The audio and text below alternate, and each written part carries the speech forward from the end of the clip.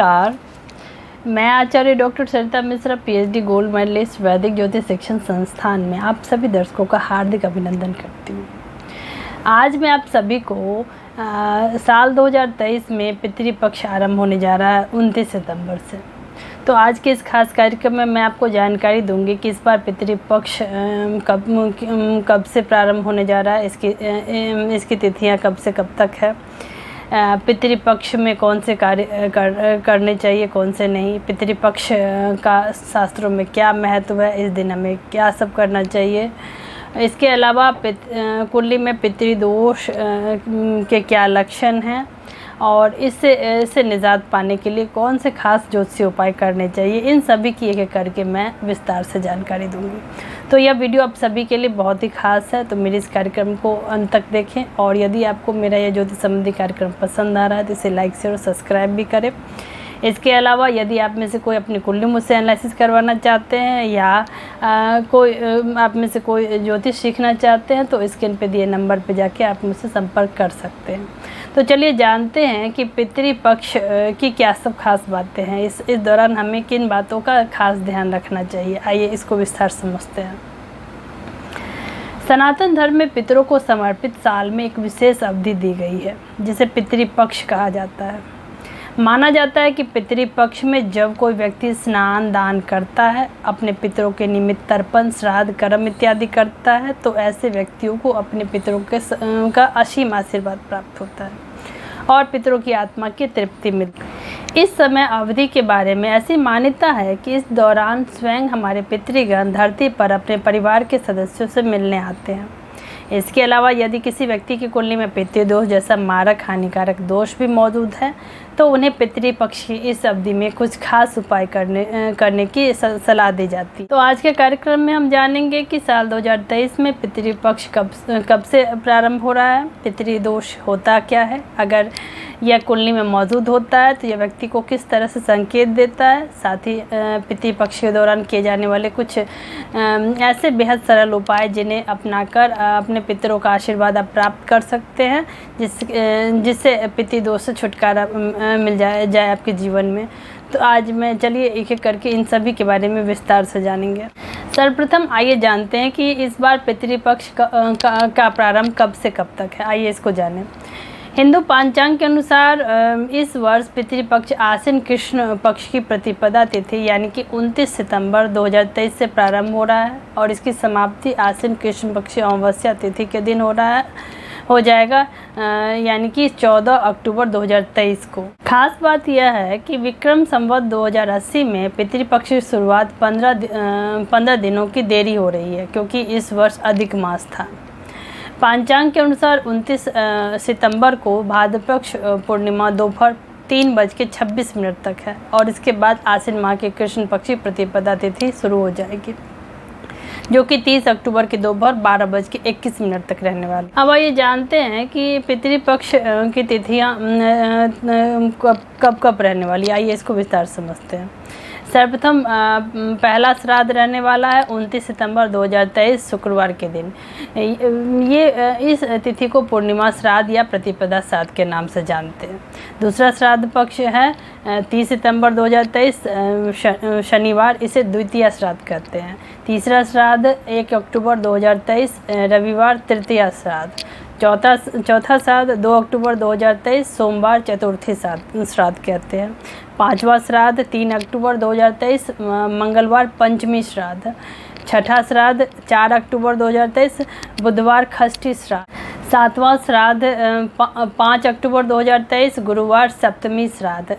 आठवां श्राद्ध है 6 अक्टूबर 2023 शुक्रवार के दिन, इसे अष्टमी श्राद्ध कहा जाता है।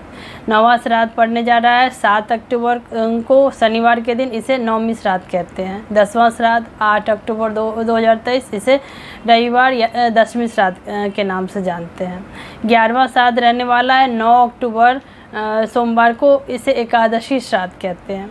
12वां श्राद्ध रहने वाला है 11 अक्टूबर को बुधवार के दिन, इसे द्वादशी श्राद्ध कहते हैं। 13वां श्राद्ध 12 अक्टूबर 2023 गुरुवार के दिन रहने वाला है, इसे त्रयोदशी श्राद्ध कहते हैं। 14वां श्राद्ध 13 अक्टूबर को शुक्रवार के दिन लगने जा रहा है, जिसे चतुर्दशी श्राद्ध कहते हैं।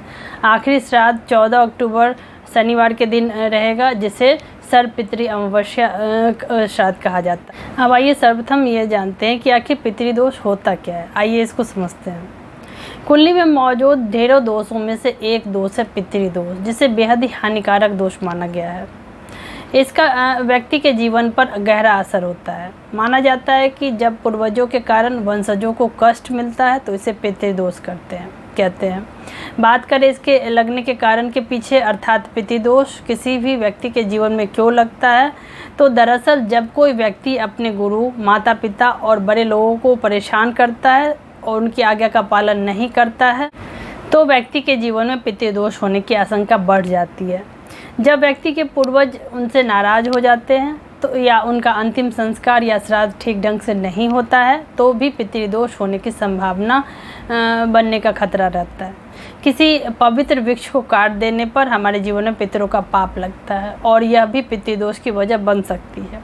धार्मिक कार्यों में बाधा डालने या धार्मिक कार्यों का अपमान करने पर भी पितृदोष लग जाता है। इसके अलावा किसी भिखारी, किसी जानवर, किसी बेजुबान, किसी मजदूर व्यक्ति का अपमान करने से भी पितृदोष की छाया हमारे जीवन में परेशान करने लगती है। अब आइए जानते हैं कि पितृदोष के क्या लक्षण हैं, इसका क्या प्रभाव हमारे जीवन में पड़ता है। आइए इसको जानते हैं।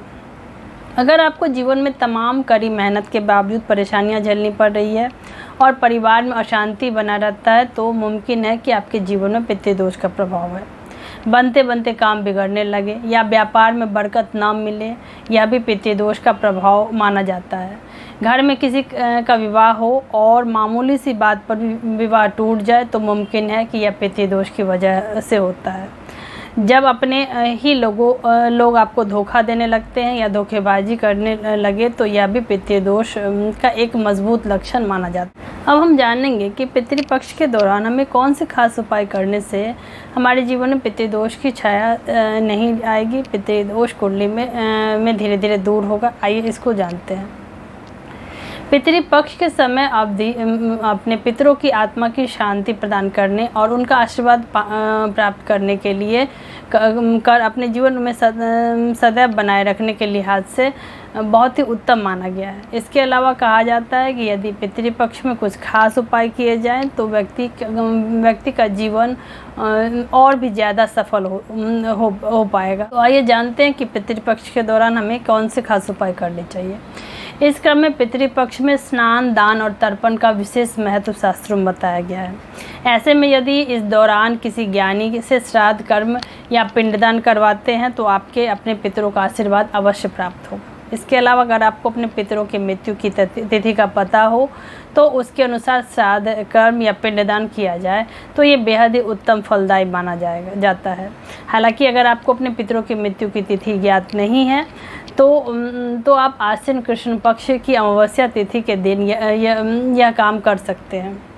इससे भी आपको पूर्ण फल की प्राप्ति हो और पितरों का आशीर्वाद आपके जीवन में, हमारे जीवन में हमेशा बना रहेगा।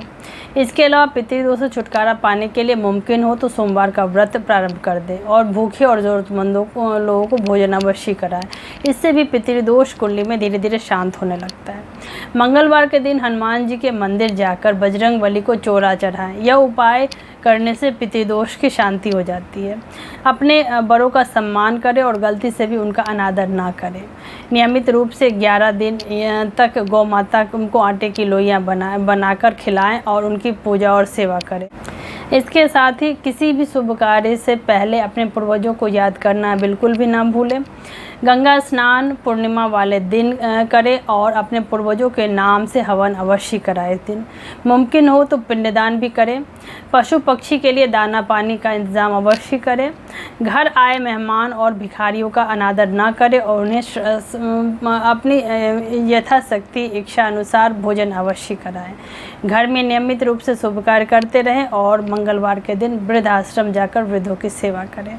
इन उपायों को अपनाकर हम अपने अपने पितरों का आशीर्वाद अपने जीवन में प्राप्त कर सकते हैं। और कुंडली में बंड है पितृदोष से, इससे जीवन में शांति मिलने लगती है और पितरों के आशीर्वाद से हमारे जीवन में हर प्रकार की समस्याओं से धीरे धीरे मुक्ति मिलने लगती है। तो इसी के साथ आप सभी से रिक्वेस्ट है कि यदि आप सभी को मेरा कार्यक्रम पसंद आ रहा है तो आप सभी मेरे वीडियो को देखें, इसे लाइक शेयर और सब्सक्राइब करें। धन्यवाद।